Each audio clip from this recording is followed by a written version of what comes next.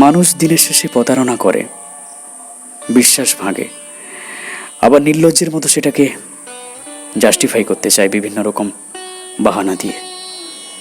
এজন্য করেছি, এটা ভেবে করেছি, ভুল হয়ে গেছে, তুমি কষ্ট পাবে ভেবে তোমাকে জানাইনি, ইত্যাদি ইত্যাদি। আর সবশেষে এমন একটা প্রিটেন্ড করে যেন তাদের অপরাধবোধকে পয়েন্ট আউট করে আমরাই মস্ত বড় ভুল করেছি। তাদের মধ্যে ন্যূনতম অপরাধবোধটুকু আসে না, এমনভাবে কথা বলে যেন তারা ধোয়া তুলসী পাতা, যেন তাদের ভুল বলা আমাদেরই ভুল।